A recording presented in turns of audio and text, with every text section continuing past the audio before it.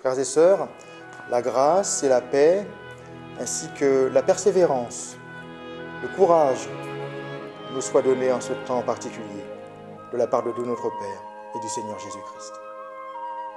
Je vous invite à lire et à peut-être brièvement méditer un texte, le texte de l'onction de Béthanie, qui se trouve dans l'Évangile selon Matthieu, au chapitre 26, les versets 6 à 16. Lisons. Père, donne-nous ton esprit pour lire les Écritures et être envahi par ta grâce. Amen. Comme Jésus était à Béthanie, chez Simon le lépreux, une femme s'approcha de lui. Elle tenait un flacon d'albâtre plein d'un parfum de grand prix, et pendant qu'ils étaient à table, elle répandit le parfum sur sa tête. En voyant cela, les disciples s'indignèrent. « À quoi bon ce gaspillage ? On aurait pu vendre cela très cher et en donner le prix aux pauvres. » Jésus s'en aperçut.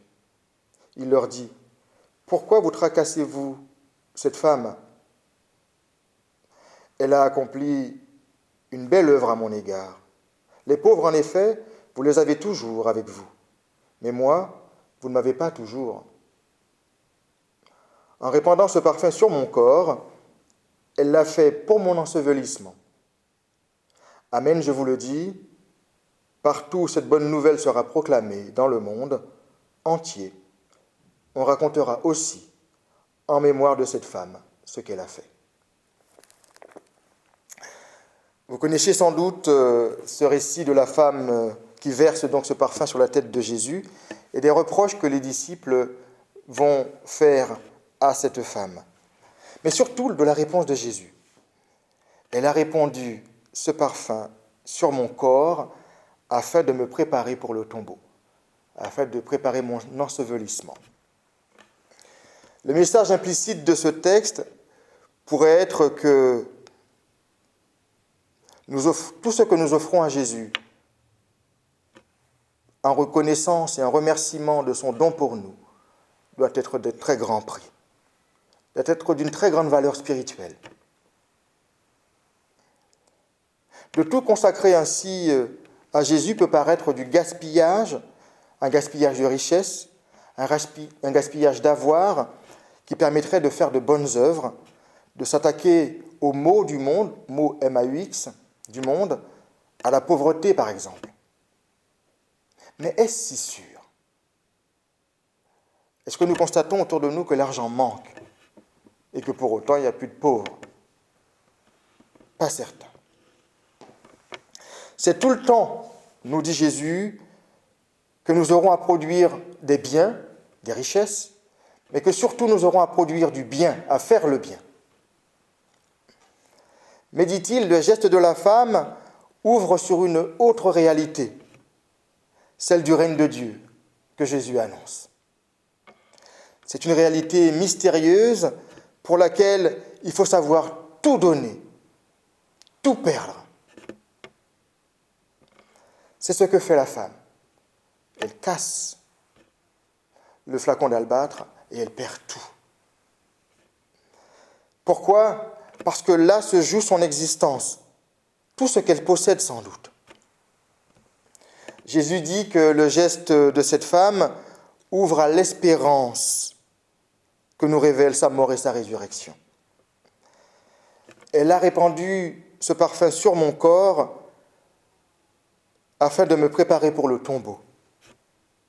Et Jésus qualifiera ce geste de la femme, mais surtout la mise au tombeau, sa mise au tombeau, comme un évangile. Une bonne nouvelle qui sera annoncée par toute la terre. En ce qui concerne Jésus, seul celui ou celle qui l'a rencontré, entendu et accepté cette parole peut recevoir la mise au tombeau comme une bénédiction, une bonne nouvelle. Par 3 fois dans les évangiles, Jésus annonce son ensevelissement et son relèvement pour nous. Celui qui met sa foi en cette parole et y trouve le sens de son existence peut annoncer cet ensevelissement comme une bonne nouvelle. La femme a compris que le corps de Jésus est le lieu où se joue le mystère de Dieu, où se joue le mystère de la révélation du règne de Dieu sur le monde. Que là se joue quelque chose de fondamental pour sa vie. Elle a voulu tout donner pour cela. À travers le corps enseveli de Jésus, s'ouvre pour elle une réalité nouvelle. La mise au tombeau de Jésus est une bonne nouvelle. Elle l'a anticipé, elle l'a compris. Et cela mérite le parfum du plus grand prix, tout ce que nous possédons. Dieu se révèle à nous à travers le corps meurtri, crucifié, enseveli de Jésus. Et nous ouvre à toutes les promesses de Dieu. Cette femme l'a comprise. Alors frères et sœurs, souvenons-nous de cette femme et partageons sa foi.